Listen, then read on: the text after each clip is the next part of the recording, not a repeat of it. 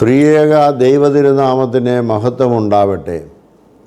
കർത്താവിൽ പ്രിയരെ, ലോകം അശാന്തിയുടെ ഇരുണ്ട പാതയിലൂടെ യാത്ര ചെയ്യുകയാണ്. സ്ഫോടനങ്ങളുടെയും വിലാപങ്ങളുടെയും ശബ്ദമാണ് നാം ഏവരും ശ്രമിക്കുന്നത്.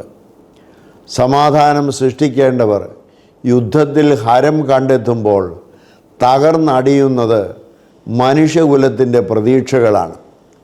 ഇക്കുറി യുദ്ധം തുടങ്ങിയത് 165 കുഞ്ഞുങ്ങളെ ഇല്ലായ്മ ചെയ്താണ്. പഠിക്കാൻ വേണ്ടി സ്കൂളിലേക്ക് പോയവർ തിരികെ വന്നത് ജീവനറ്റാണ്. യുദ്ധങ്ങൾ എല്ലായ്പ്പോഴും അസമാധാനത്തിൻ്റേതാണ്. യുദ്ധത്തെക്കുറിച്ച് ആൽബർട്ട് ഐൻസ്റ്റീൻ്റെ വിഖ്യാതമായ വാചകം ഇപ്രകാരമാണ്: മൂന്നാം ലോകമഹായുദ്ധത്തിൽ ഏതൊക്കെ ആയുധങ്ങളാകും ഉപയോഗിക്കുക എന്ന് എനിക്ക് അറിയില്ല.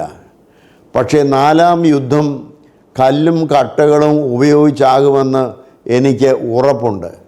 യുദ്ധത്തിൻ്റെ നശീകരണ ശക്തി എത്ര ഭയാനകമായിരിക്കുമെന്ന ഐൻസ്റ്റീൻ്റെ ചിന്ത നാം ഇന്ന് കൺമുൻപിൽ കാണുകയാണ്. ലോകത്തിനുമേൽ സമാധാനത്തിൻ്റെ മാലാഖ വസിക്കുവാൻ നാം എല്ലാവരും പ്രാർത്ഥിക്കേണ്ട സമയമാണിത്. പ്രത്യേകിച്ച് മലയാളികൾ ഉൾപ്പെടെ കോടിക്കണക്കിന് ഇന്ത്യക്കാർ ഗൾഫ് മേഖലകളിൽ കഴിയുന്നുണ്ട്. അവരുടെ സുരക്ഷയ്ക്കായി നാം പ്രാർത്ഥിക്കുന്നു. നാട്ടിൽ ആകുലതയോടെ കഴിയുന്ന കുടുംബാംഗങ്ങളെ നമുക്ക് ചേർത്ത് പിടിക്കാം. നിങ്ങളുടെ ഹൃദയം കലങ്ങരുത്, ഭയപ്പെടുകയും അരുതെന്ന ക്രിസ്തുവിൻ്റെ വചനം നമുക്ക് കാവലാകട്ടെ. പൗലോസ് അപ്പോസ്തലൻ ഫിലിപ്പിയർക്ക് എഴുതിയ ലേഖനത്തിൽ ഇപ്രകാരം പറയുന്നു: സകല ബുദ്ധിയും കവിയുന്ന ദൈവസമാധാനം നിങ്ങളുടെ ഹൃദയങ്ങളെയും നിനവുകളെയും ക്രിസ്തുയേശുവിങ്കൽ കാക്കും.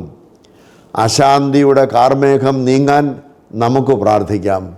അടുത്ത ഞായറാഴ്ച, അതായത് മാർച്ച് 8-ാം തീയതി, നമ്മുടെ ദേവാലയങ്ങളിൽ ലോകസമാധാനത്തിനായി പ്രത്യേക പ്രാർത്ഥന നടത്തണം. ദൈവസന്നിധിയിലുള്ള അപേക്ഷകൾക്ക് തീർച്ചയായും ഉത്തരം ലഭിക്കും. പശ്ചിമേഷ്യയിൽ കഴിയുന്ന ഏവരുമേ, മലങ്കര സഭ നിങ്ങൾക്കൊപ്പമുണ്ട്. സന്തോഷത്തിൽ നാം എങ്ങനെ ഒന്നായിരുന്നുവോ അപ്രകാരം തന്നെ പ്രതിസന്ധിയുടെ ഈ ഘട്ടത്തിലും നമുക്കൊരുമിച്ച് സമാധാനത്തിനായി കാംക്ഷിക്കാം, പ്രാർത്ഥിക്കാം. ദൈവം നിങ്ങളെ വാഴ്ത്തി അനുഗ്രഹിക്കട്ടെ.